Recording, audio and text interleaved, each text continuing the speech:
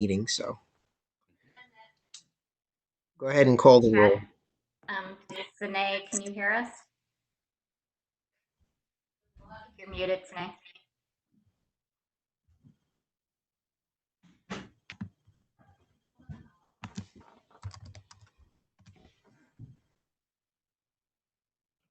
Nick, just to clarify, I'm keeping track of the votes taken in executive session, but not regular session. Is that right?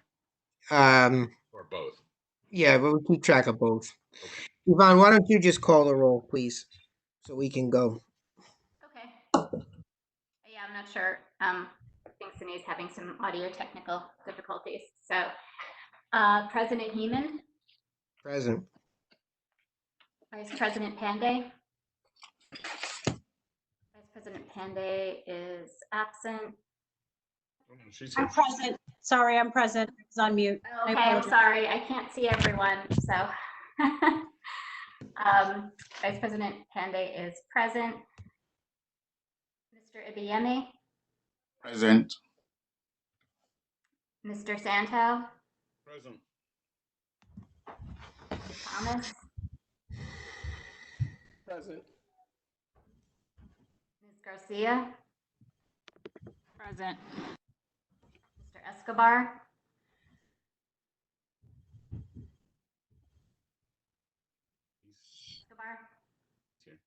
Present. Thank you. You have 7 present. You have a quorum. All right, is there a motion to approve the agenda? Dean BM. Sorry. Go ahead, Dean. I yield to you, ma'am. Nina Panday, so moved. Is there a second? Dean BM is second. All right. All in favor, it's a roll call vote. Aye. Okay. Sorry. Yvonne will have to call it. President Heeman. Aye. Vice President Panday. Aye. Mr. Escobar. Aye. Ms. Garcia. Aye. Mr. Ibiemi. Aye. Mr. Thomas. Aye. Mr. Santo. Aye. You have 7 ayes. All right, that motion carries, and the next item is the superintendent's comment. Good evening, everyone. Really excited to be back. Hope everyone is well, as expected in these crazy times. Had a great conversation with a group of teachers this afternoon. I do weekly Zoom calls with teachers and counselors and social workers just to make sure that I'm keeping the pulse of what's happening in our classes and with our families, and just really out in the field with the folks that are actually doing the work, and really excited around what I'm hearing. I'm really excited around teachers' ability to reach out to parents, and I've seen a lot of good things happening. And we know that distance learning has not been easy. It's not been easy for teachers, students, or parents either. We know that the learning curve for educators has been really, really steep. We also know that this has come as a burden to families, and it's been a really heavy burden. But I want you to know that Providence Public Schools have approached this challenge with 3 really guiding principles: high expectations, equity, and customer service. High expectations in that we owe our students meaningful learning opportunities, regardless of the classroom setup. Years from now, when these students are in the job market or ready to graduate, they're not going to be able to say, I didn't learn geometry because of COVID-19. There's no COVID pass. Equity for our students means that no matter your circumstances, you should have access to the tools in order to learn. That's why we distributed over 20,000 laptops. We help families to connect to the internet. Customer service means a great deal to me, and it also means that questions about distance learning, you should be able to get an answer. And that's why we set up a distance learning call center and launched a customer service outreach team to make sure that we were giving intel and getting intel from our valuable and important stakeholders. Every week we gain a little bit more, we get a little bit more knowledgeable of how we approach education in this strange time. But I am happy to say that school district has been agile. We've been agile enough to react competently to this crisis. We also need to look ahead because it's highly unlikely that COVID-19 will magically disappear this fall. The district needs to move from crisis response in the short term to a continuity plan for long-term learning and instruction. And I've got my best people working on this. Right now, we're gathering best practices from literally around the world.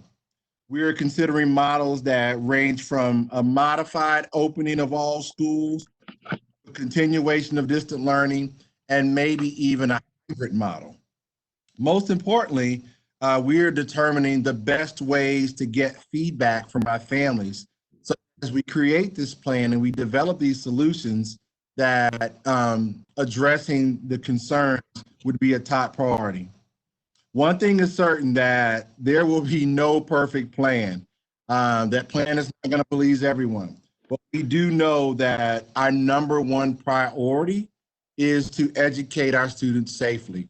So as we develop our plan for reentry, we will be driven by a few guiding principles, but the number one guiding principle is educating students in a safe manner. As we gather input and we reach decision points, the team and I will work continuously with the board to make sure, A, that you're part of that process and that you're also updated, because we want to be as transparent as possible and as many voices as possible. We won't be able to control the coronavirus, but we can control how well we communicate with you, stakeholders, and everybody that's impacted by this pandemic. With that, Mr. Chair, Mr. President, I submit my comments. Thank you. Just make sure everybody who's participating has their microphone on mute when you're not speaking, because I guess we're getting some feedback as a result of that. The next item on the agenda are the school board comments. Any comments from members of the school board? Hi, Travis here. I don't have a comment as much as a question, and apologies if this has been addressed before, but I was wondering about high school graduation in particular, if there's a plan to do it virtually, or I believe, at least I've seen on the news, maybe an option to do it via cars. Elsewhere, I know that some students have created petitions to that. I think classical in particular. So yeah, I wanted to know if there's been any planning as graduation. Great question. Laura Hart is on the line, and she's been leading developing the comm strategy for our graduation plans. And I'm going to have Laura jump on, but I'm ready to release some communications to our community about the platform for graduation, when they're having it, and what it looks like. Laura, you want to give a brief overview of what we're looking for at graduation? Sure. Actually, it has been communicated already to all our seniors, and we just made it more public on social tonight. But what we are doing is going with a vendor called Herf Jones /Marching Order. Marching Order does virtual events. Herf Jones, which a lot of people know from Class Rings, has connected with them and is helping school districts across the nation with virtual graduations. One of the things that the superintendent made very clear to us as we were working on what to do to address this issue is he really wanted to make sure everybody had the same opportunities. And I know that we're seeing different approaches in different districts in Rhode Island, but we felt that we really needed to go virtual because doing a drive-in graduation was not feasible for all our students if all our students don't have cars. You know, walking the stage is not necessarily feasible for 1,500 students, just wasn't going to happen. So what we tried to do was find a vendor and have everybody use the same vendor. And that way, everybody got the same package. We didn't want to leave it so that one high school tried one way, one did another, one looked more professional than the other. We wanted equity with that.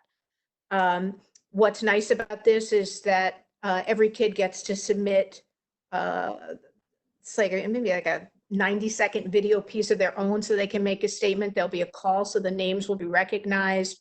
The valedictorian, the salutatorian, all those folks can give speeches and it gets broadcast. And the other thing that's nice is there's no limit on how many people can be there. So you can have family all over the country watch you graduate, which is a nice thing. It is difficult because I know people want something in person. We all are missing that in our lives right now. Some of the things that we have done and we tried really hard to do is find other ways to honor seniors. We worked with Coast 93.3 to have an hour special time just to have like a radio prom exclusively for Providence kids. And we did that about a week ago. All our schools are doing lawn signs and banners that are getting hand delivered to houses to make kids feel special. We are trying. We know it's a difficult time and we know that there is no great solution, but we're trying to honor our seniors. Thank you. Thank you. Appreciate the information. Any other school board comments?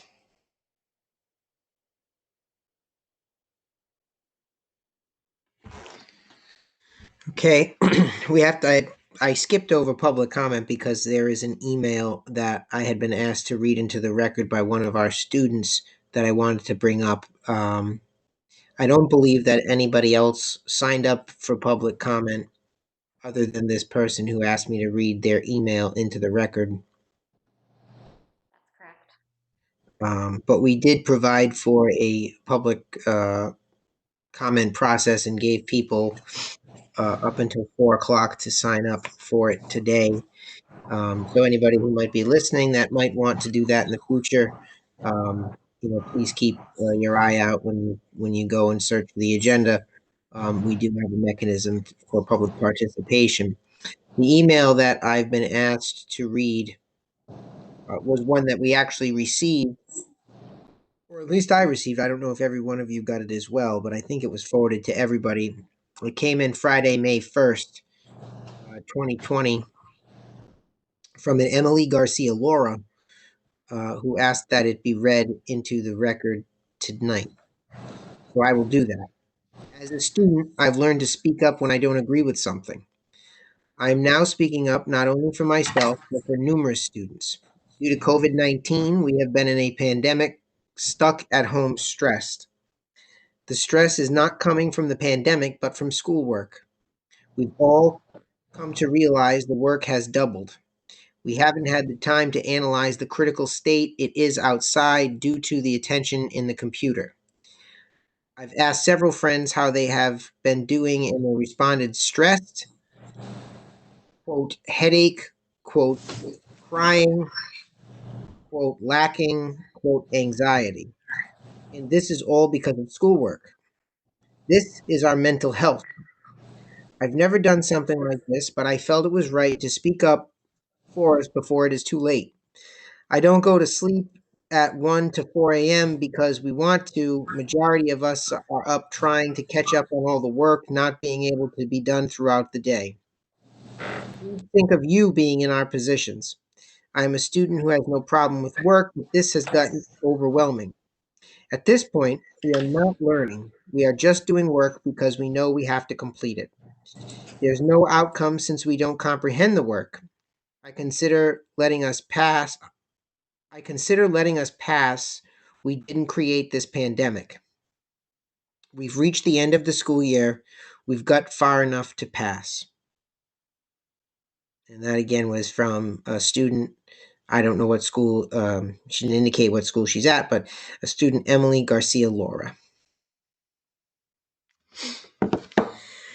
All right, that concludes public comment for this evening. We will move on to the consent agenda. Is there a motion to approve items 6 and 7 on one vote? Nina Panday, so moved. Motion has been made. Is there a second? Second. Motion's been made and seconded by Mr. Escobar. We will have a roll call vote. I think Sine is back on with us. Or maybe not. Okay. All right, let's just do it. President Heeman, Aye. Vice President Panday, Aye. Mr. Escobar, Aye. Garcia, Aye. Mr. Ibieme, Aye. Mr. Santo, Aye. Mr. Thomas. Aye. You have 7 ayes, no nays.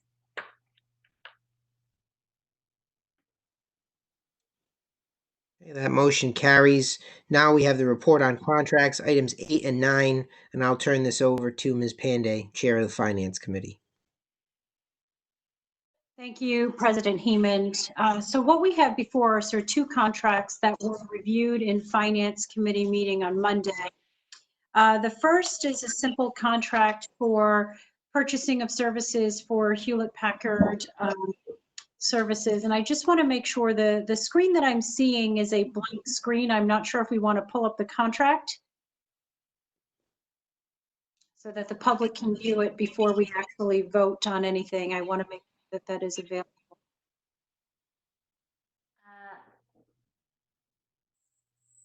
Let me see if I can override it. Sine was sharing her screen and she seems to be having some Share, technical but I'm not issues. sure why it's not showing. It is showing now, Sine. If you Okay. yeah. Did you want us to pull up the contract? Okay. Can you see the contract? No. Okay.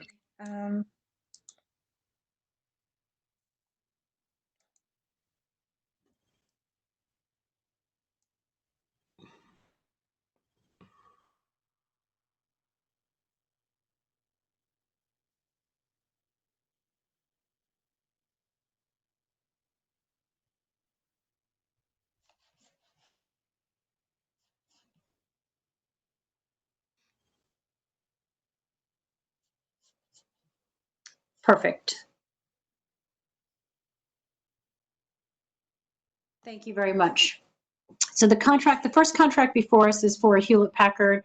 It's essentially a service contract for providing support for our hardware and renewal for schools. So this is a $10,000 contract, and it was recommended for passage by the school board this evening. So, Mr. Heeman, with that, I would like to make a motion to approve the HPE Foundation contract. That motion is made. Is there a second? Thomas, second. Motion is made by Ms. Panday, seconded by Mr. Thomas, and we will call the roll for the vote. President Heeman, Aye. Vice President Panday, Aye. Mr. Escobar, Aye. Ms. Garcia, Aye. Mr. Ibieme, Aye. Mr. Santo, Aye. Mr. Thomas. Aye. You have 7 ayes, no nays. Motion carries. Item 9. Thank you, President Heeman. The second contract before us is something that the district and school board may be familiar with. I know the district is familiar with, the school board might be familiar with. This is the American Reading Company contract. It is our the purchase that we'd like to make for the literacy curriculum. As you all know, that there's been a lot of conversation with the Johns Hopkins report about making sure that we have high quality viable curriculum in the district. At our Finance Committee meeting on Monday, we spent a significant amount of time at the decision to arrive at the American Reading Company contract. And what's before us is a phase 1 of what will be a multi-phase approach to introducing ARC into the district. The contract that's before us is for roughly $2.9 million. It's actually 2.867, and that is to roll out 2 units of the ARC program in our K-5 systems, and it will also come with professional development that will be embedded in summer opportunities as well as 10 professional development days throughout the year. We also have a new dashboard that'll be associated with this, and the assessment tools that are associated with ARC will actually be a replacement tool for our STAR assessment data. And I did have a couple of questions, and I see Ms. Brooks is with us tonight, who from the district was one of the administrators to present on this contract. And one of the questions that we had was the dashboards that this system provides for are they accessible by students and parents? And if yes, are those dashboards translatable into English and Spanish and other languages to make sure that our parents and students have access to information at their fingertips in their languages of origin? So Ms. Brooks, I'm going to ask you if you can just fill us in on some of the details that we had put before the district on Monday.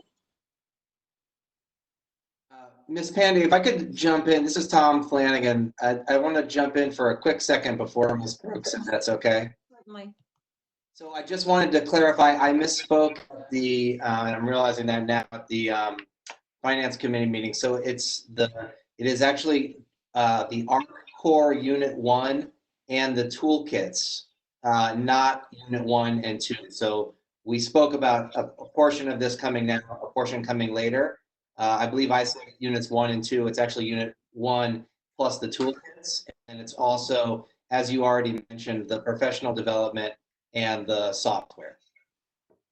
Okay, so Mr. Flanagan, thank you for that correction. And so just so that we level set what that means for the board, this contract that we are considering, like I said, is going to be a multi-phased, multi-million-dollar approach.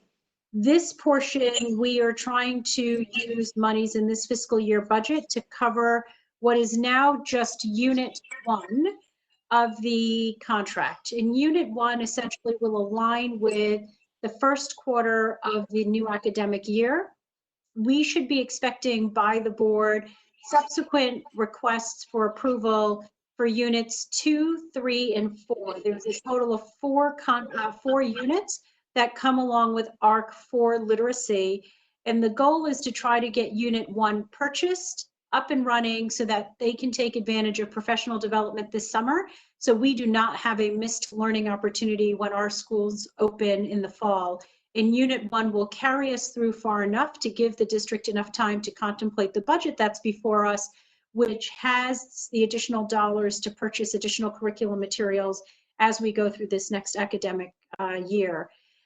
Again, this was a contract that came before us. It's been vetted by Ed Reports. It is considered one of those high stakes, high quality curriculums, and it is our move towards aligning our instruction in the district so that all students have access to high quality curriculum, regardless of what school they go to, and should they be transient moving from one school to another, so that that continuity of learning is consistent.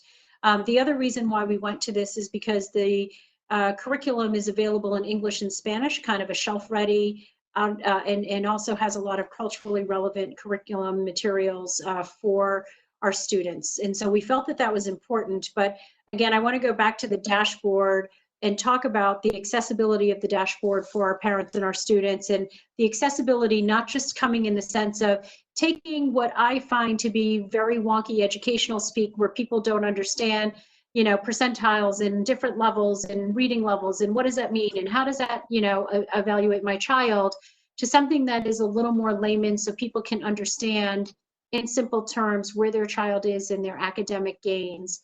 And whether or not these dashboards are available to our parents and students, and again, not only available, but available in their language of origin. So Mr. Flanagan or Ms. Brooks, I will defer to either one of you on the answers to some of those questions we had. Yes, thank you very much, Ms. Panday. After that on Monday, ARC, I forwarded to Yvonne to please forward to Ms. Graff, excuse me, to please forward to you and to the other members of the school board. It shows is that available, Ms. Graff? Okay, in any case, I did review it very carefully, and as ARC had described, it is very parent friendly. It shows the student where the student currently is placed. It shows where the areas that they need to work on. It shows what's coming up in the next unit, and it shows exactly what the child needs to do in that unit to be successful. It also gives participant has joined the meeting. It also gives tips on what the parent can do at home with the child in order to help their child in that unit. It is available in multiple languages, including Spanish.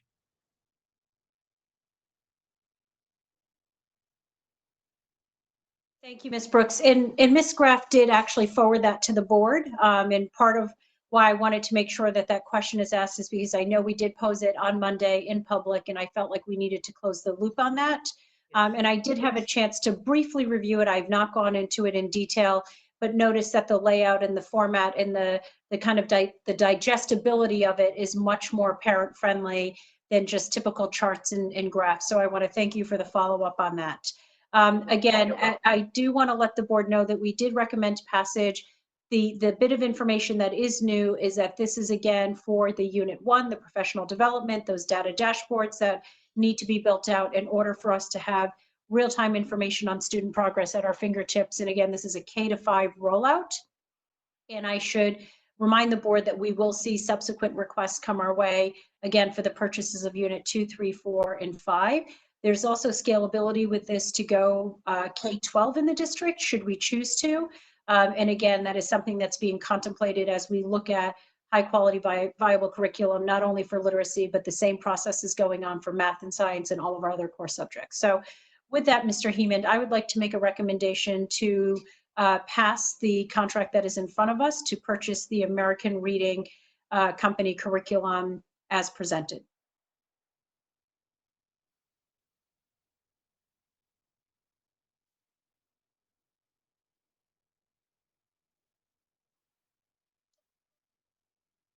I'm not sure if Mr. Heeman is still with us. No, I had it Okay. muted. I'm sorry. I'm sorry. Okay. Motion was made by Ms. Panday. Is there a second? And then we can open it up for any further discussion. Gonzalez Thomas, second. Mr. Thomas has a second. Anyone have any issues, questions, comments, concerns on this item before we cast our vote? There being none, we'll call the roll. President Heeman, Aye. Mr. Escobar, Aye. Ms. Garcia, Aye. Mr. Ibayami, Vice President Pandey, Aye. Dr. Santo. I think he had to leave the meeting momentarily. I think he's just muted. I can see him. He said he was having some issues and he might have to leave and come back. Sure. All right, we'll mark him as an absent vote. Mr. Thomas, Aye. you have 6 aye, 1 absent. 6 in the affirmative, 1 absent, and the motion carries. We can let Mark vote after the fact if he wants to cast a vote on that when he rejoins us, if he rejoins us. Nick, I'm back in. I have my program crashed. So I would vote aye if I'm able to still do so. Okay, we will count that vote General Assembly style after the fact, and that will bring us to 7 in the affirmative, 0 in the negative, and the motion carries. The vote, though late, does not change the outcome of the vote, so we will allow it. And we will move on to the next item on our agenda, which is the budget presentation, the review of the 2020-21 proposed budget. And who will be presenting on this topic? So, Mr. Heeman, this is Nina Pandey. I do want to let the board know that as the contracts that were before us tonight, we had the opportunity to spend quite a bit of time on the budget that the superintendent and our chief operating officer, Zachary Scott, will be presenting to you. I do want to just set the stage and let the board know that I have enjoyed working with the superintendent and our chief operating officer, Mr. Scott, on looking at the lens of student learning through this. And I want to just thank the superintendent for reminding us as we go through the budget, the thing that should be top in mind of every decision that we need to make is putting that child first. So superintendent, with that, I am going to kick this over to you to talk about your approach to budgeting and the framework that you've provided with Mr. Scott, then doing a deeper dive on the numbers. Thank you, Ms. Panday, and also thank you just for engaging us in this process and the guidance that you've given us and the push that you've given us to. It's helped us really get to a much better place, and we feel very comfortable sharing sort of the budget tonight with the board and the community. Before we talk numbers, I just wanted to make sure that we sort of talk about how we set priorities for the budget, what's important, what goes behind it. A lot of times we sort of jump into the numbers and never really tee up the why. So we wanted to step back this time and really engage the board in a little discussion around how we build a budget, what the priorities are, what's important. And I will say before we go to the first slide that we know that we're headed for tough times, and we'll talk a little bit about that. But the lens of the budget has been squarely focused on protecting the classroom. We believe that the schoolhouse is the primary lever of change, and we try to build a budget to support and protect those priorities. So if we can go to the first slide, there's no secret that these are some challenging times. As we think about the budget, we want to accomplish three things with this conversation. A, complete transparency. We want folks to know that we are financial stewards of taxpayer dollars, and we want to be very transparent about it. Feedback from the board, feedback from the community around what are those priorities for our schools? Very critical. And also the high value investment. What are those things we need to be investing our money, our time, and our people in order to dramatically change outcomes for the youth of Providence? So as we think about this conversation, we hope to accomplish those three very high level objectives. Our next slide talks a little bit about just the overview of this presentation. Philosophically, what we believe about budgeting, a little bit of the numbers overview, and then if the board requests, we can definitely get into some deeper budget detail. So that's how the presentation is aligned. So we know on our next slide that a year ago to date was really, I think, the impetus of the John Hawkins report. And we're not going to belabor this. I think we've heard enough about it. But as we think about the budget, we can't help but react to some of the findings that the Hawkins report called out. Great opportunities for us to continue to transform this work. One piece I wanted to flag was just the feeling that parents felt powerless and principals having the authority and the disenfranchised teachers. So we think about all of that and how can we leverage the budget to sort of think through. On our next slide is just a brief overview of another report that Ernst & Young did for the district. And three of the key findings that they found there was that we are looking at the budget and a very immobile status. We look at it as a lumbering sort of perfunctory activity that doesn't necessarily connect to the strategy of what happens in the classroom. So really pushing us to think differently around how we spend our money. Also, the Ernst & Young called out is in the need to invest in some of our most litigious communities, more specifically English language learners. And not only the Ernst & Young report, but we know there's a DOJ report that has really helped us think differently around how we serve that group, that community more effectively. And then how can we use and leverage the budget to sort of drive more funds and more decision-making closer to the school level?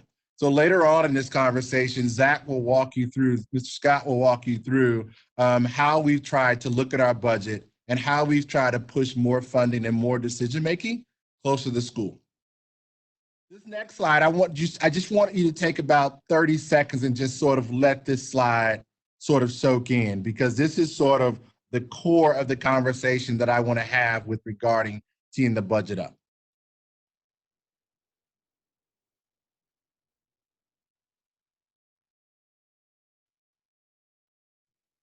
So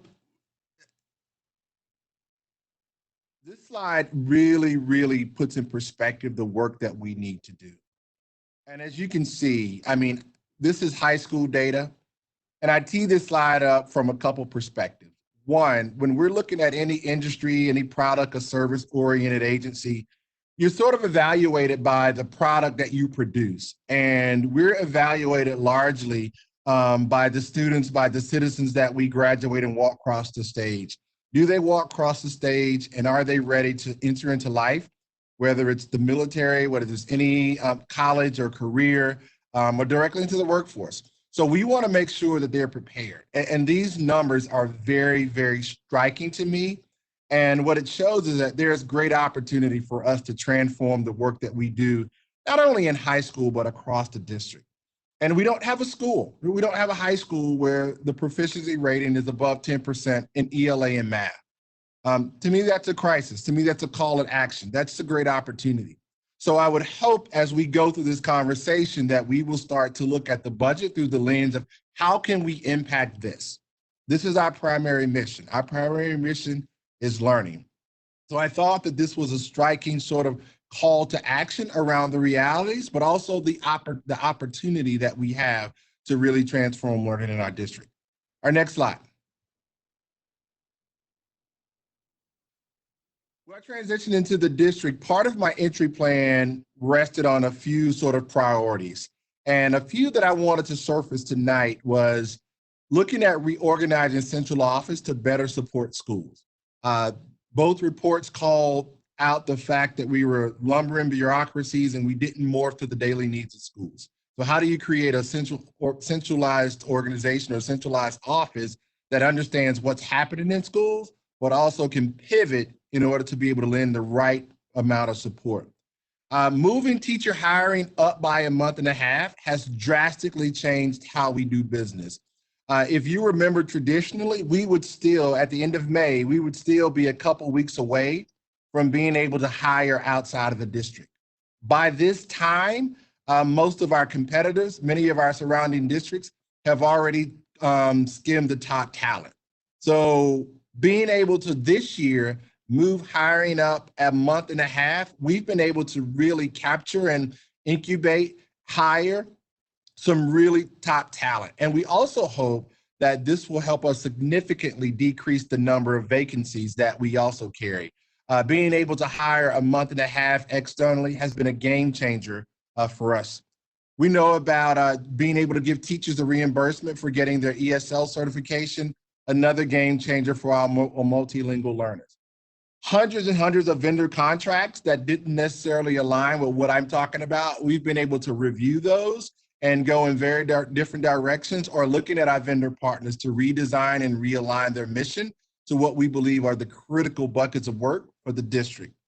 Ms. Panday talked a little bit about, and we voted on a high quality curriculum, the art curriculum. This is another commitment that we made to children in our community.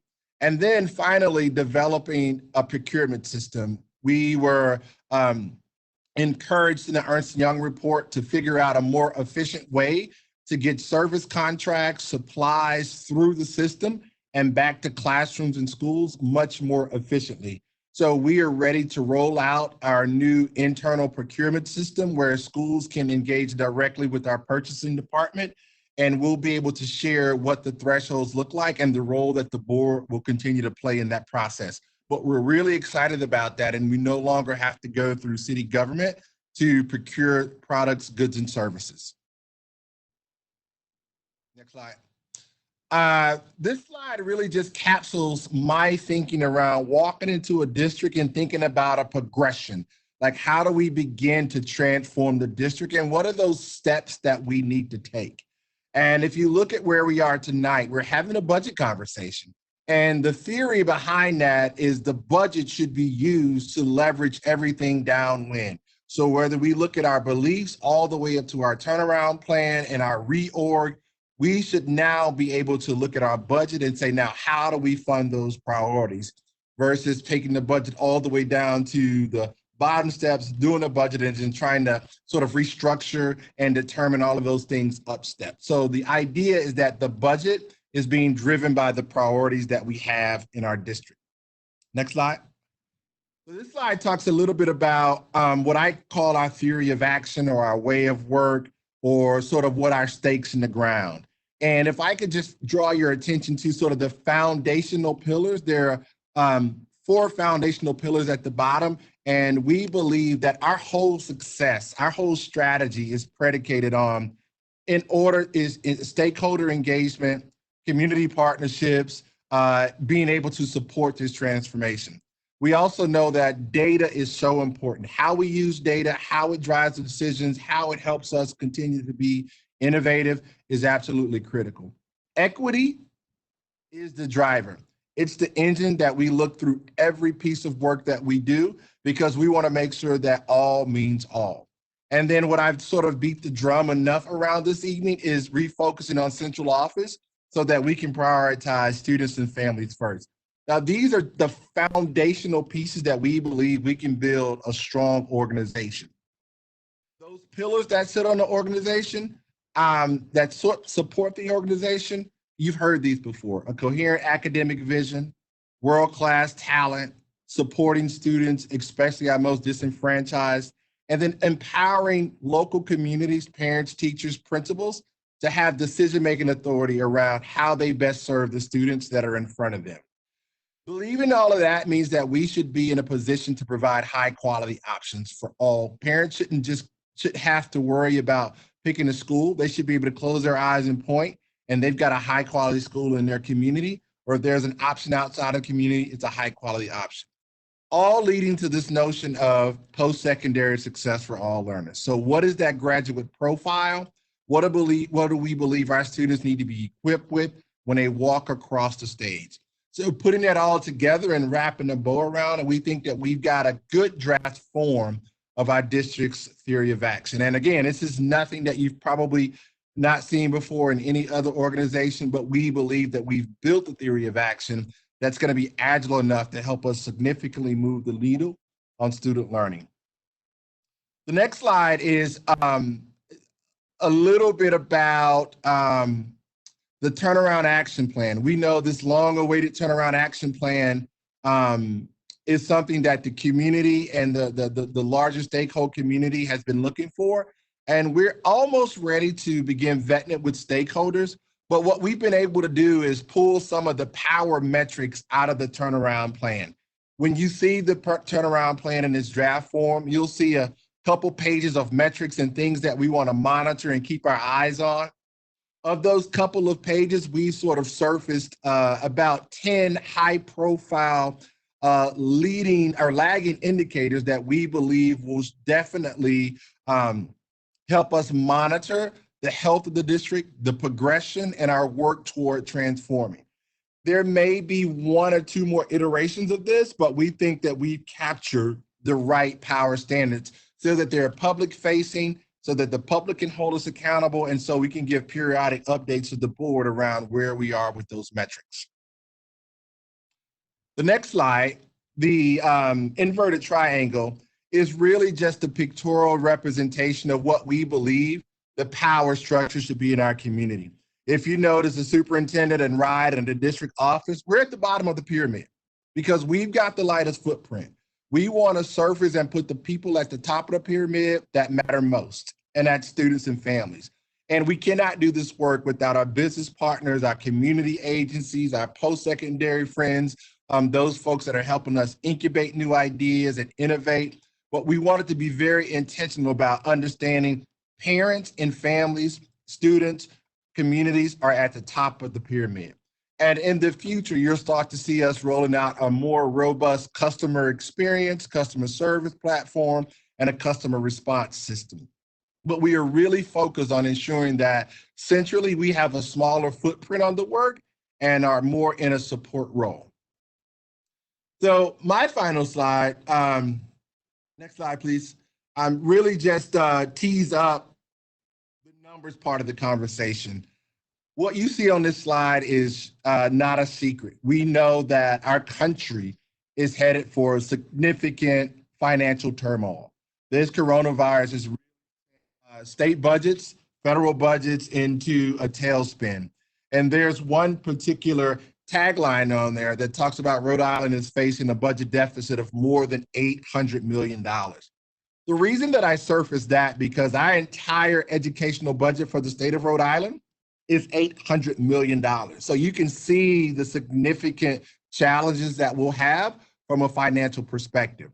So as we think about building out the budget, the things that I've shared in the past few slides are the ones that we keep top of mind. We want to make sure that our spending, our allocation of funds, people, and time are squarely focused on who and what matters most.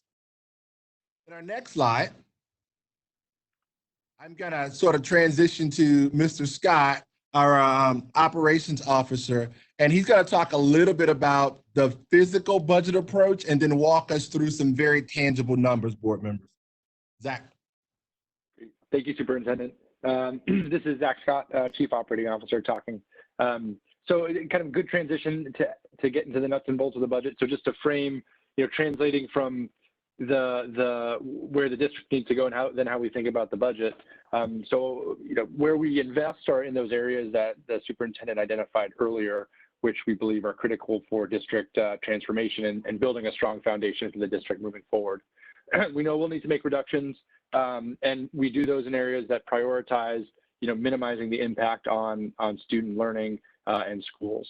And just kind of building off that last slide, knowing we have to do both of those things in an area of extreme uncertainty and wanting to be knowing that there's multiple scenarios that we need to plan for, but making sure we're not flat-footed and that we can pivot depending on how the final budget shakes out. So with that, we can start transitioning to the next section here.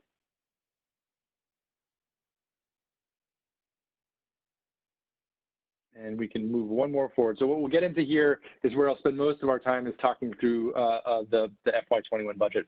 So no surprise, our budget, our local budget consists of primarily state aid and city aid. State aid is driven largely by our enrollment, our percent of students who qualify for free and reduced lunch, but there's also several line items and categorical funds like our high cost special education categorical and EL, English language learner categorical. We also get a sizable portion of our budget from the city. One important note is that under the State Takeover and Crowley Act, there are some obligations outlined there in terms of what the city is obligated to fund the district at. So under the Crowley Act, the city is obligated to increase funding to the school department at the same percentage increase that the state increases all aid to the state to schools across Rhode Island. So we use those, both the city and state projections to outline what potential revenue projections are for next year.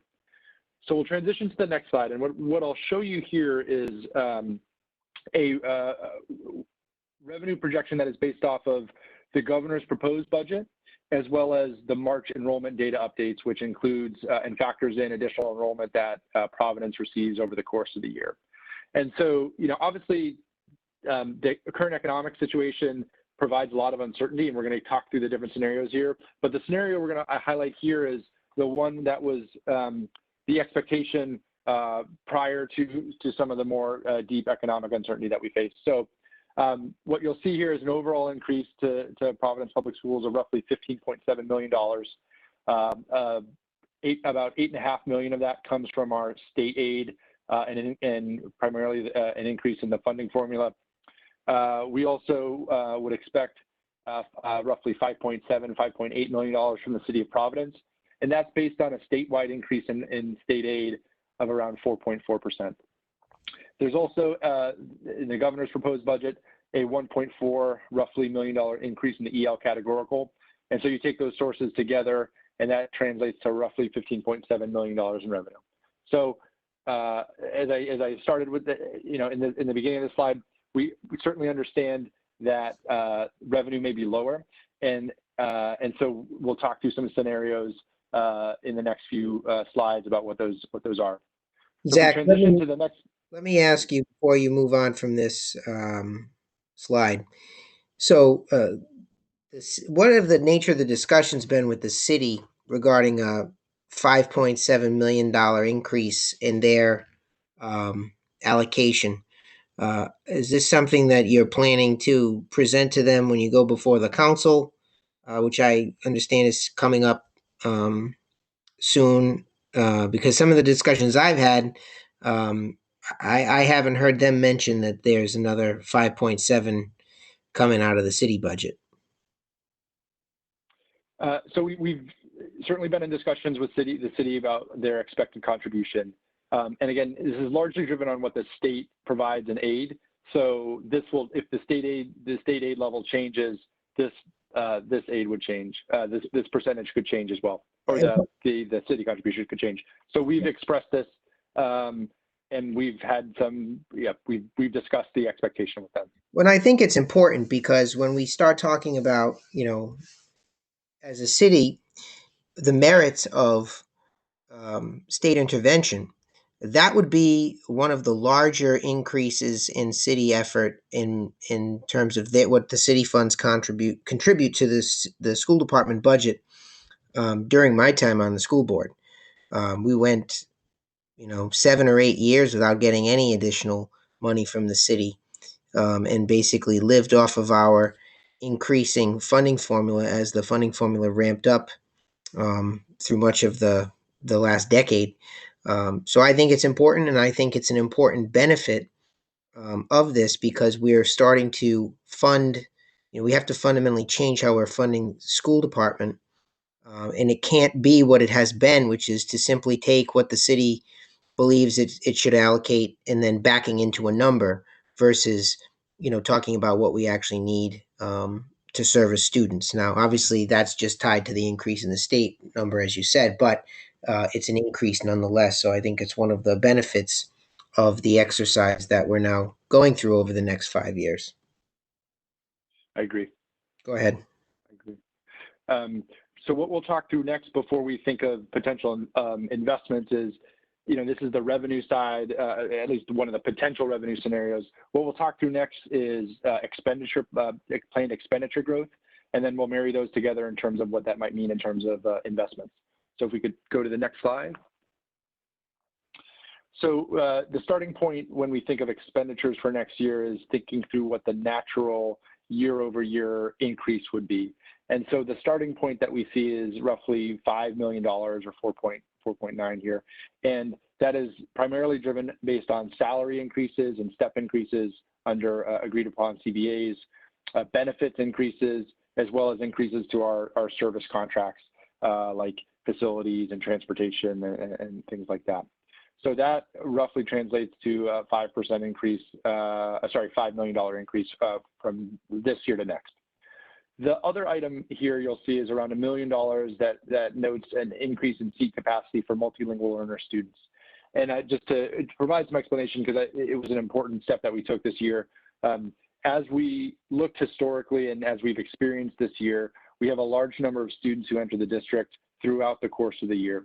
And many of them are multilingual learners, and we've in the past struggled at times to place them in a setting that best meets their needs, just because certain classrooms will have filled by that time. So what we did this year was look historically at where we saw the most pronounced enrollment growth, and it was largely, if I remember correctly, 4th and 5th grade as well as 9th grade, and then ensured we have adequate seat capacity for those students as they arrive throughout the year. So that translated to roughly, in terms of adding classrooms, roughly $1 million, which is a sizable investment, but one we felt was frankly a necessity given the need to service our multilingual learner students. So when you take that natural cost growth, this changed how we staff to appropriately service multilingual learners. That translated to a roughly $6 million increase from FY20 to FY21 projected. Looking at the next slide, what we have here are planned reductions that we were planning to make regardless of economic conditions, that we felt to the superintendent's framing, ways we could be spending money better, and particularly ways we could be freeing up dollars that could then be invested in schools. So I'll highlight a few of the items that that are here. The first one and the fourth one I would think of together. That's a reduction in personnel based on a central office reorganization that we are currently in the midst of, as well as reducing some non-personnel spending that comes out of our central offices. And together, that translates to roughly $1 million in savings and reduced expenditures. We also have noted here around another $500K reduction based on the reduction of non-teaching positions. And these, in many cases, are positions that had been vacant and hadn't been filled, but had been in our, sitting and taking up funding in our budget. And we felt we could utilize it better by removing those positions and ensuring we could invest them in other areas. The last one I'll note is the note around insourcing out-of-district transportation. So we have a number of students who go to who are placed in out-of-district settings, some of which are right over the border from Providence. Now, those students currently are operated under our statewide transportation contract, which is runs at a slightly higher rate than our internal district contract. So by making this change and operating those students on our own transportation contract, we expect to save roughly $500K. So those items together were things we've been planning on doing, and when you total them up, results in a roughly $2.3 million decrease in expenditures, which when you net against that $6 million increase, translates to roughly $3.6 million in expenditure increases projected for next year. So this then is how we think of the different scenarios we're facing. So as we showed a few slides ago, we potentially could receive $15.7 million in revenue from state and city sources. When you take off this $3.6 million expenditure increase, that translates to roughly $12 million in investments that we can make. And that's what I'll walk through in the next few slides. But we also know we need to plan for scenarios that we may not get some or any of that revenue. And in those cases, we'll talk through how we then close that $3.6 million gap. So next, I'll transition and talk through what and how we prioritize some of those investments of that $12 million potential revenue increase above our expenditures. So I'll talk through a few of these, but certainly turn it over to Harrison, as this is an area he thought deeply about, and I think brings having perspectives from working in other districts, understands what works and where we need to be, where we're behind and where we need to make some foundational investments that other districts already do. So a few that I'd highlight here.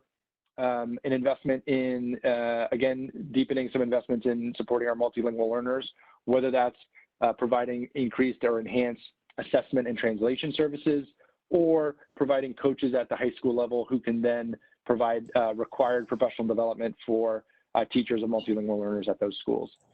The other two I'd flag here are middle school coaches. All of our elementary schools have instructional coaches, but our middle schools don't. Our middle schools will be moving forward on rolling out a standardized curriculum next year, and doing that well requires ongoing job-embedded professional development and coaching. And so we think these positions are necessary for that. And we also know the need to support our students' social emotional well-being and investing in social work positions to better support our students. So that's an investment we had identified here.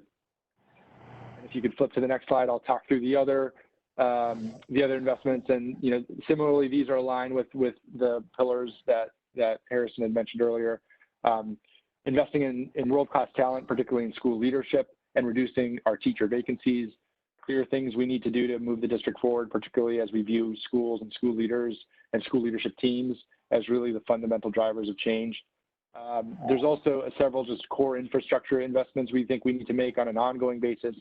One of which is enhancing the district's data warehouse, knowing that we want to ensure all levels of the organization, from teachers, school leaders, central admin, to be using student data and other data to really drive decision-making and making sure we're doing things the right way and that we're seeing the results we need to see. So with that, I'll just pause momentarily to see if Harrison wants to add anything on the investments here. Really quickly, board members, when I look at these two slides, one of the questions that I ask myself is, why don't we already have these things in place? When I look at most of these investments, these are just foundational expectations, mission critical investments that all districts should have. Most of you know I've been well traveled, so I've got a number of experiences. I'm not familiar with any district where every school doesn't have at least one assistant principal. I think being able to have that is not a luxury, but a necessity.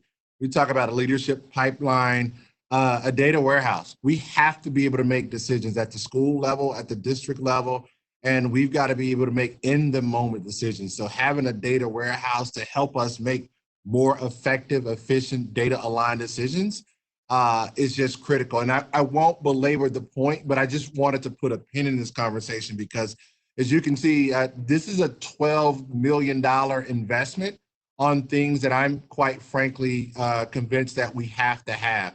These things are just foundational, mission critical. It doesn't necessarily mean that this sets us up for transformation. It sets us up to be a healthy school district. So above and beyond these things, we would definitely still need a significant investment of things that would take us to the next level. And I know we'll talk about some of those things, but I wanted to just flag these two slides that these things are mission critical. We have to figure out a way to get these pieces in place so that we can be a healthy district. Mr. Scott.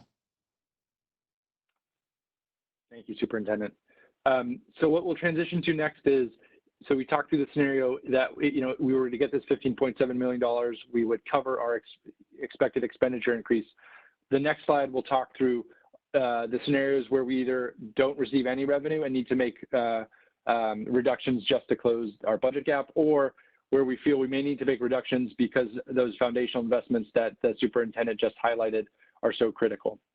So to talk through some of the potential reductions we would need to make in a scenario where we either don't get the revenue we're expecting, or we need to fund some of the investments we identified on the previous slide.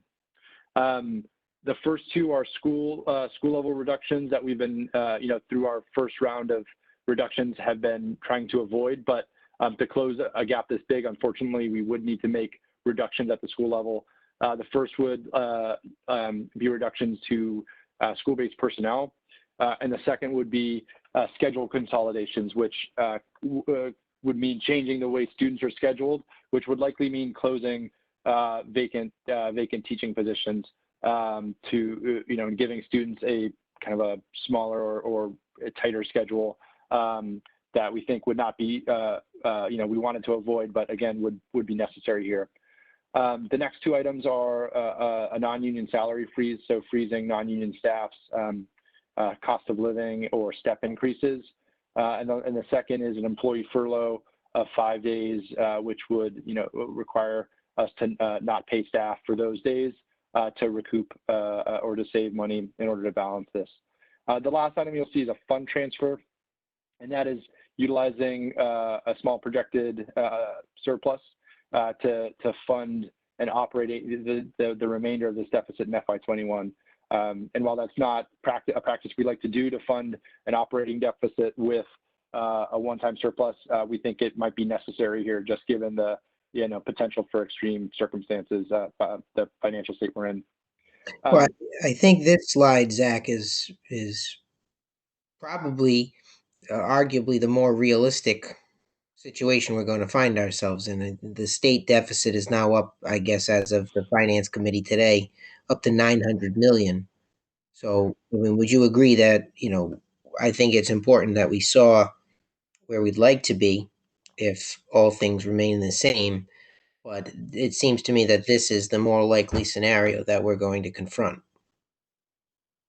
I'd unfortunately have to agree with you on that. I think that's right.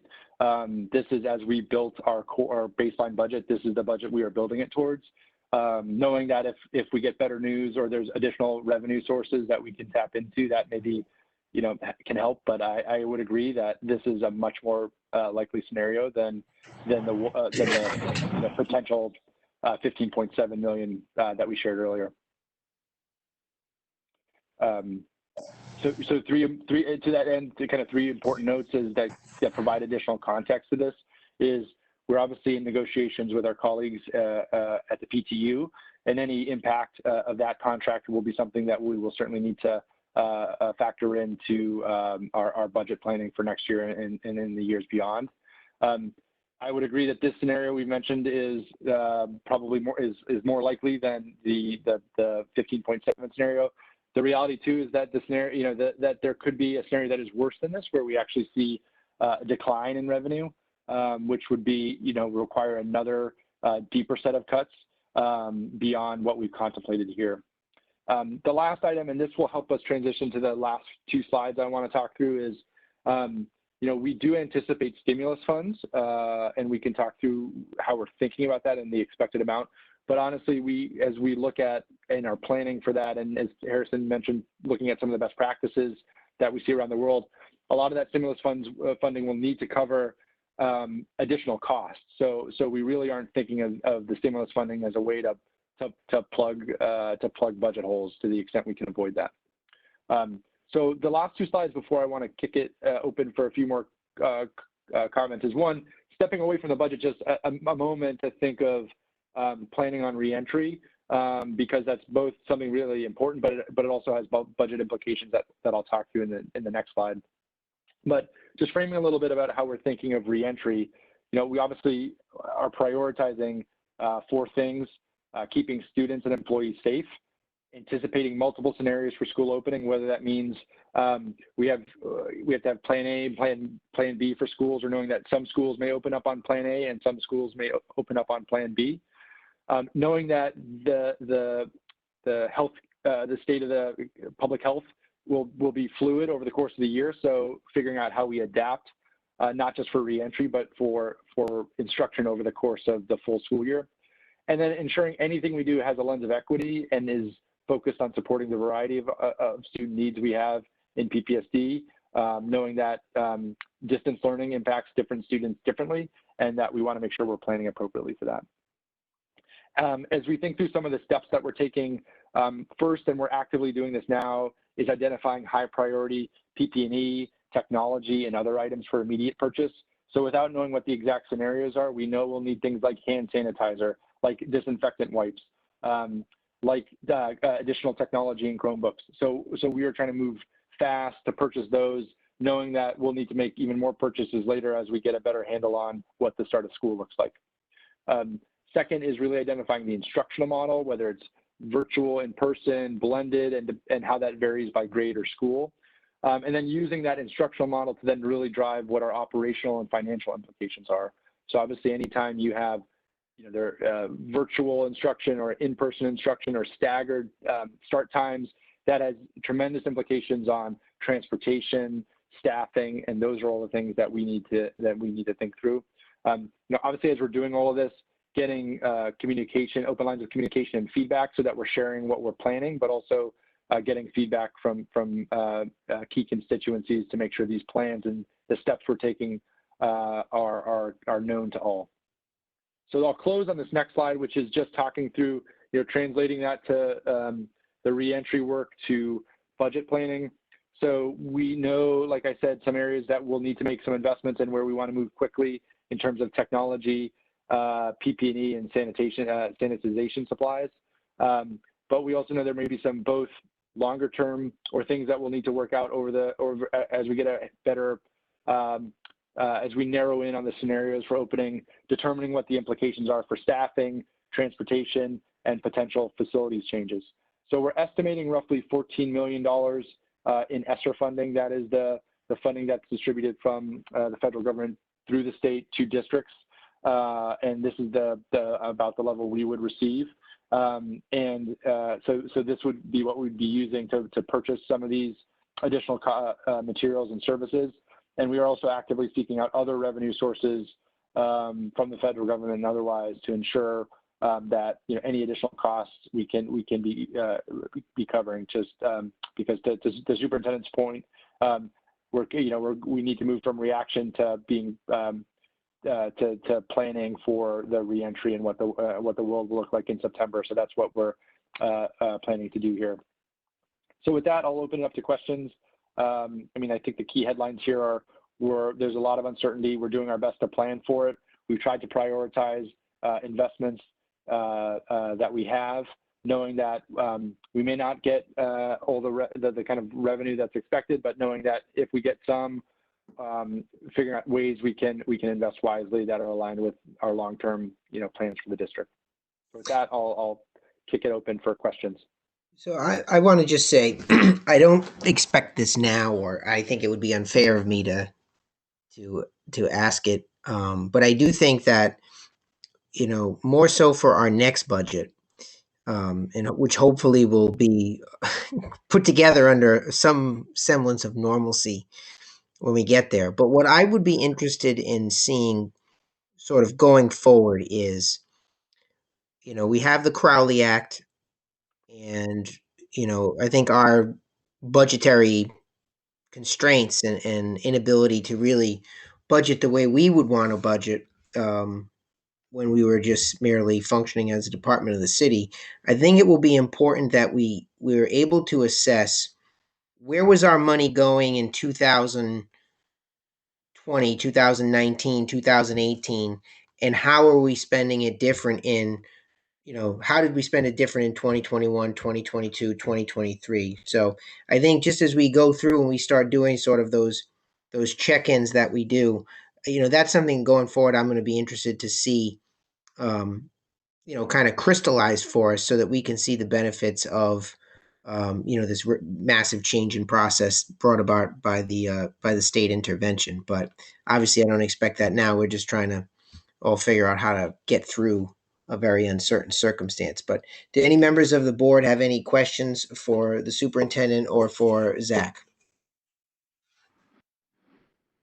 I have some questions. Oh, I'm sorry. Go right ahead. All right, that's like Neri. Should I go first? Go ahead. Okay. I have three. One, this is a really great PowerPoint, and I'm wondering if it's available to the public because it's not currently on the PPSC website. And this is actually the first time I see it. I looked in my email and I didn't receive it beforehand. I believe it's posted. It was posted on the school board website or the school board finance. I know it was up on Monday. It might be in finance, but since we're looking at it now, it's usually posted on the agenda for the day that we're reviewing it, and it's not there. So just pointing that out. Two, let me see. I can't read my own handwriting. Oh, two is about this fiscal year, and I know that in this school budget, fiscal year 20, there were some monies that were supposed to go towards improvements in our schools, and I'm wondering if those improvements have continued while students are not in the buildings. That's a we'll tag team. That's a great question, and Joe and I will tag team that. But just in short order, we thought that it would be a great opportunity to get ahead of some of the capital projects that were scheduled for this summer. We've been working closely with the city and RIDE to see if we can accelerate some of those contracts and some of that construction. We are not starting as early as I'd like, but I will say that we are definitely about to start some construction, some of our major capital projects. And Joe can talk about that. Now, that being said, because schools have not been housing children, we have been able to get into many of our schools and do a lot of upgrades and a lot of much needed repairs. So we've not been sitting idle on the repairs front, but the major projects, the major capital projects, they are still in queue and they should be on schedule. Joe, did you want to share something about that? Absolutely. Your superintendent was on target with everything he said. I'll start with some of the work that has been done that is separate from the capital plan. There's been a number of bathroom repairs and plumbing upgrades. Again, as the superintendent mentioned, things that we typically can't get to during the course of the school year or during the course of a summer for that matter. In terms of the capital plan funding does not become available until July 1 anyway. There were a few projects that we were able to pull out of the 2020 plan and pull them into the current school year, one of which is the replacement of the roof at Vartan Gregorian and the work on the roof at Hope High School. Those of you who've been by Hope High School, you can see that the scaffolding is gone. That's because they were able to use the mild winter to get a lot of the work done, which would have been part of the 2020 capital plan. Awesome, thank you. And then my third question is, well, by the way, Mr. DePina, look, as these things are happening, I feel like it would be great for the community to know, hey, while you all are distance learning, we're still here working hard to make sure that our buildings are beautiful by the time you get back in September. I think that would just be a motivating, thing to know if it's already happening. And then my third question is less about budget, but more about instruction. Are you all considering, since I believe it's likely that number of the max number of people that can gather in one place will be reduced, to whatever the CDC and the health department decides that it will be. So I'm wondering if you all are taking this opportunity to consider being able to reduce classroom sizes for instruction, and then also go deeper or explore further individualized learning, because there are students who are thriving in the distance learning model. And I'm wondering if, in order to be able to accommodate all learning styles or preferences, if in September, should we not, very likely not be able to go back to normal, would we be able to reduce classroom size and at the same time accommodate those students that still want to learn from home?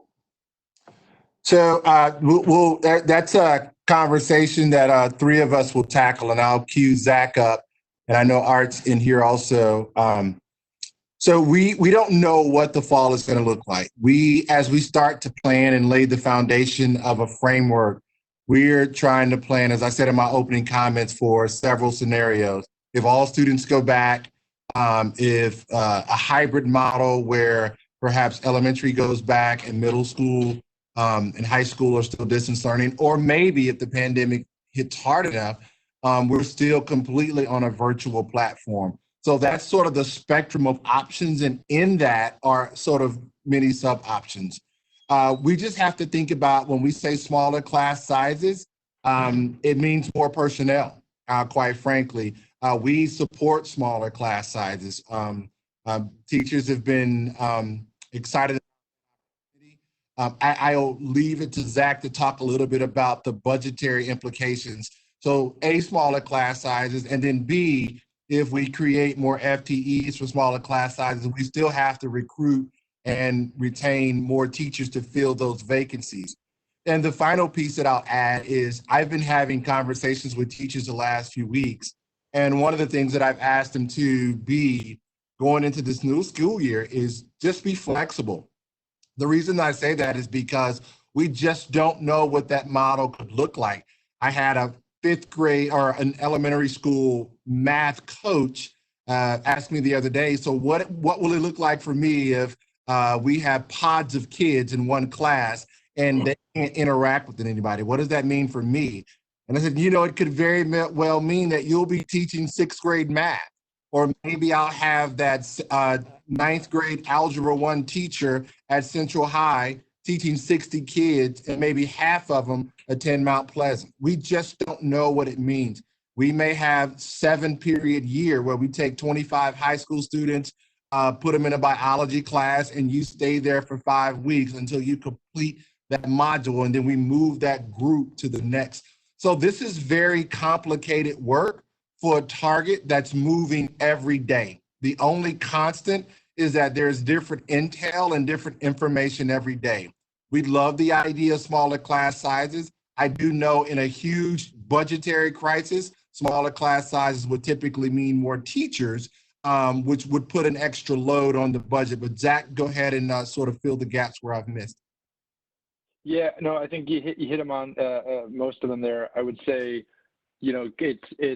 we've that Harrison had mentioned both potential for smaller class sizes, but also cases where you might need to have one teacher teaching a broader number of students virtually. So I think it is that flexibility and knowing that you might, to your point, tailor it based on some students who thrive in different settings, whether that's in virtual or in person. So doing our best to make sure every student's needs are met and that we're differentiating where we can. I think the other thing just that I've come to understand more is, our space constraints in our schools can sometimes make, if we were to add classrooms or reduce class size, there might not be enough physical space to house, without, potentially at some schools, but you have some limitations in how, and where, physically there are spaces in the building. So we are obviously thinking through all of that and trying to be as flexible ourselves and creative and making sure, we're thinking through the different options and then pursuing the ones that we think can provide the best continuity for instruction. The other piece is looking at class sizes. Again, I want to sort of put a pin in that point. I think that's a great idea. On the other side of the organization, we are also looking at what does it mean for transportation? We may have to do double and triple runs because we may be limited to a certain number of students per route per bus. that's going to be a significant increase in costs as well. Potentially, if we have to hire more custodians to be able to clean at a moment's notice, if we have to quarantine teachers or entire classes, how do we have subs and and then also the other piece is we've been pressing our vendors to create a more robust online platform so that teachers and families can access that. And those things cost too. So as we start to add up how we want to do business differently and how we're having a shift in this innovative paradigm, we start to get an exhaustive list of potential new investments. So I think the opportunity for the board as we engage in this process is to think about what are those priorities. And I think that's the great starting point as we build out this plan. What I shared earlier, educating students safely is the main driver. And then as that becomes the main driver, what are those extra priorities that we want to be able to build around and invest in? That's a great flag. Thank you. Yeah. Superintendent, this is Nina Pandey and President Heeman, if I may, and I think that goes to one of the comments that I wanted to make, right? We have to get comfortable about knowing we're not going to have all the answers, and the budget that's in front of us today might look very different tomorrow, and it might look very different in September. And I think, again, we need to figure out where are our value statements in this budget, and how do we make sure that we're holding true to our value statements? Because I anticipate the number, the configuration, all of the things that have been talked about tonight to evolve over time. And I think we're just going to be able to make smarter decisions as we learn more. And we know what does that, like Ms. Garcia said, what is that new normal going to look like for the start of school? We don't know. We might have positions that need to be created that don't even exist in our budget structures right now. And I think the biggest message that I want to send to the board is, again, let us not waver on our values commitment to our students. And then also, how do we think creatively and how do we think outside of the box to be able to solve these problems? And the one big red flag that's always in the room is, when those stimulus monies come, and they will come, what are we using them for, and how are we thinking about them strategically, and making sure that they are not supplanting ongoing expenses where we are driving our budget further down a rabbit hole. And so I think that is something that the board as a whole needs to be mindful of. And Superintendent, I know that you and I and Mr. Scott have talked about that, and that is something that I'm going to push you hard on. It sometimes becomes attractive when you have money available, and you want to plug holes that want to make you whole. We have to be very prudent in how we're looking at approaching when those dollars come, what they're for. And I think tonight was a great example when we were looking at purchasing our curriculum. I know that Mr. Scott and I started having these conversations when he first joined, is how are we going to get us whole on purchasing curriculum? I think we as a board and as a district and the commissioner, we all agree that our students need access to the best quality instructional opportunities that exist. And that is an exact opportunity. We took some of the cost savings from this year and we've applied it to figure out how to make us whole. And I would anticipate that that type of continuing logic will take place between now and, quite frankly, in through the fall, because the start of schools in September might look very different than the start of schools in January. And knowing that we have to create an open mind about our budgeting process, I think, is a welcomed change. And with that, I want to give credit again to the superintendent and Mr. Scott for pushing us to think differently about how we approach this budgeting cycle. And it's been a great experience for me with the foundation, coming with some of the Ernst & Young work about transparency around our budget as well. And it's something that I believe the board have been asking for and fighting for since the day that I've been there. So again, thank you, Superintendent and Mr. Scott, for your effort on this. Thank you. And if I may, just one quick comment, and that I think it's important for the board. I do want the board to also have confidence that we have looked very deep in just how can we curb some of the costs. So when COVID hit and, I jumped into crisis mode, and the first thing I asked Joe to do was take every boiler in every building offline, turn the heat off, no water and sewage, because we know that those are significant cost savings. So we were able to get ahead of the curve where most school districts were still running buildings. We shut the buildings down. There were no kids. Let's clean them and let's not get at them. So because those savings will allow us to augment some of those costs, Madam President, that you talked about. And then just managing expectations for the community. What I heard tonight was spot on. Distance learning isn't working for every child and every family. And we don't want to send the message that it's perfect. we don't want to send the message that it's working for every family. We got caught the whole world got caught sort of behind the barn and wasn't ready to respond. But what I shared earlier is now that we know that it's here and now that we know that it's coming back, we now have to plan for deep, rich, engaging learning for the fall. No longer will we be able to say, well, COVID is not allowing us to offer new learning or give deep, rich. No. We're going to have that expectation in the fall. But I do appreciate the comment because what we found is it has been an extraordinary opportunity for some students. There have been students who've emailed me saying, oh my God, I love it. This is working for me. And then Mr. Heeman read into the record tonight from a student that just didn't have the experience that we wanted her to have. So we know that we've got work to do. And this whole notion of equity that I talked about in our foundational pillars earlier drives the decisions that we make. So we have to work hard to make sure that experience for all children is palatable and is rigorous and acceptable to the community. I want to try to move this along only for the sake that we have so many folks that are joining us in executive session for the non-renewal hearings. Some of them have private counsel who I assume is charging them by the hour, and I don't want them to be paying them simply to be sitting in their offices waiting to start. So does anybody else have anything that we want to address on the budget presentation tonight?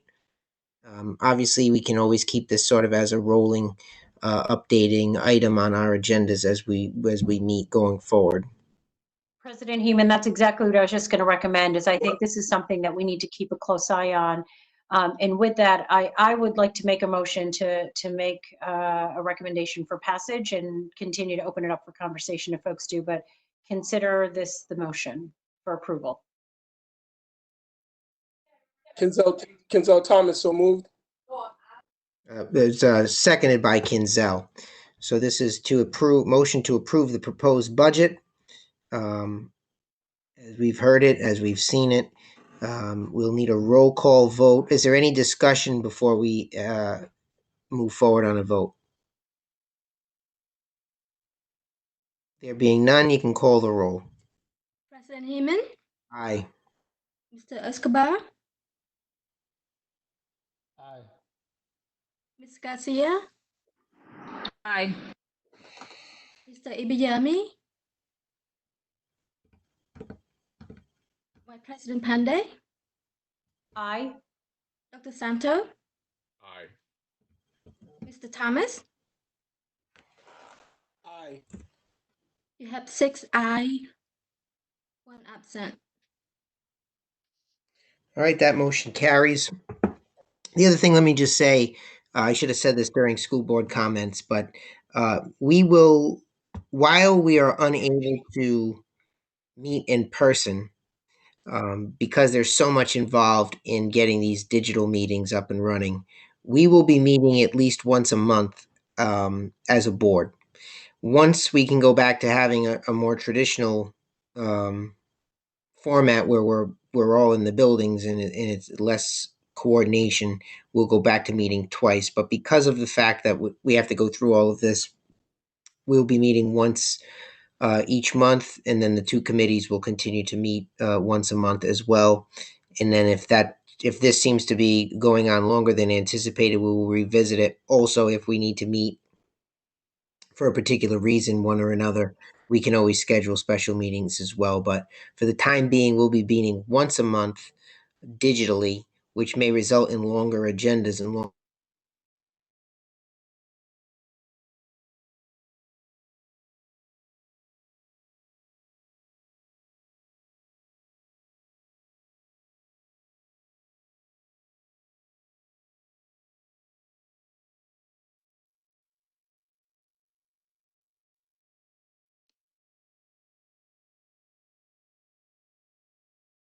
Their motion.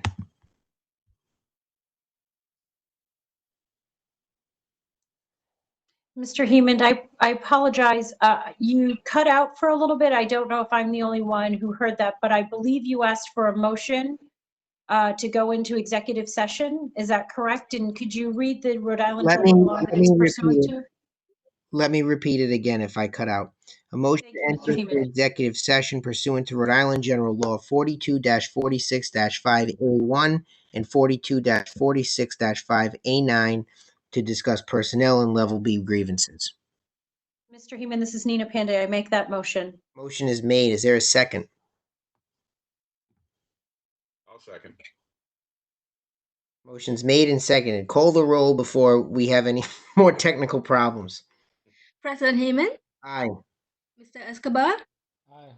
Ms. Garcia, Aye. Mr. Ibayami, President Pandey, Aye. Dr. Santo, Aye. Mr. Thomas. Aye. You have 6 aye, 1 absent. All right, so you should have a link for the executive session. We will go into executive session. Make sure you close this meeting out so that we don't have any breach of executive session. And then once we're done in executive session, we'll come back here to finish up. Thank you.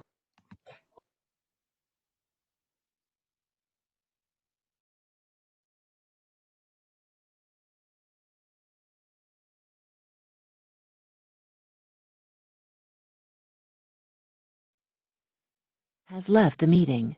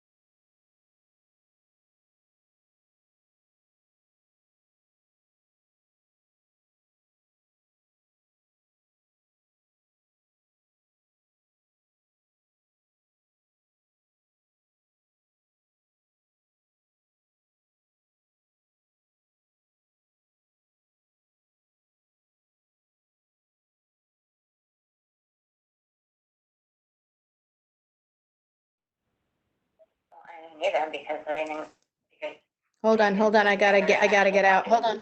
Just a minute. Just a minute.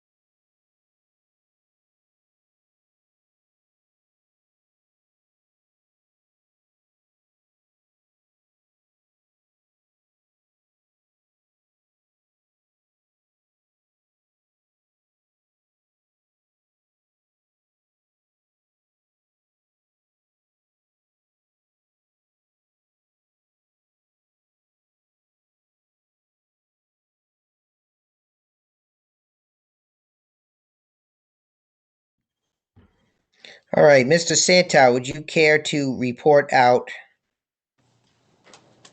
once we know that we have Kinzel? 1, 2, 3. Once Kinzel gets on, Mark, you can report out the number of votes we took. Okay, I believe it was 12. Once Kinzel is back on, we just need to give Sine a moment to click the recording back on for YouTube streaming. So,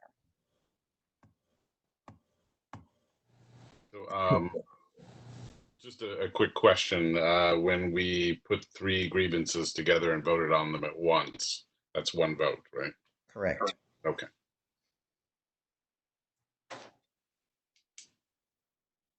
Just make note that they were related by the same grievance.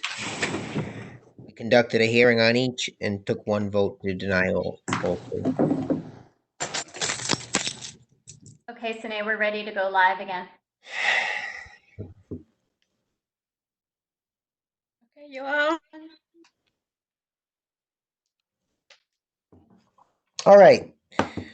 We have concluded our executive session. Mr. Santow will report the votes taken in executive session. There were 12 votes taken in executive session. We had, hold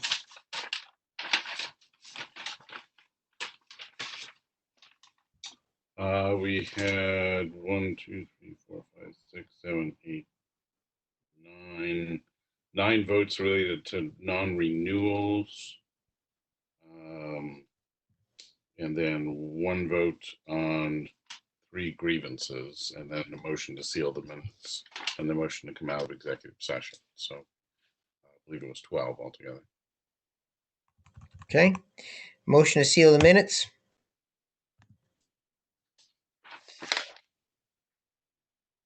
From executive session. Is Travis out there? Motion is made. Is there a second? Second. Call the roll. President Heeman, Aye. Mr. Escobar, Aye. Ms. Garcia, Ms. Garcia, She's absent now. Mr. Ibiyami, He's absent. Vice President Hande,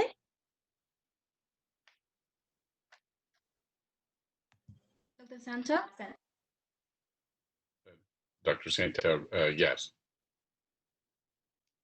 Mrs. Thomas, Mr. Thomas. You have 5 present, 2 absent. Actually, you have 3 absent. We have 4 present. 4 present, 3 4 absent. voting in the affirmative and 3 absent.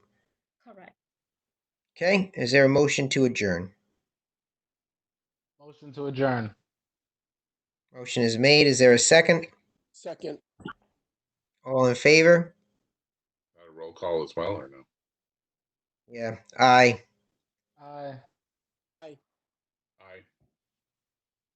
Okay. 4 ayes. Motion carries. We are adjourned. Have a great night. Night, everybody. Sure. Good night.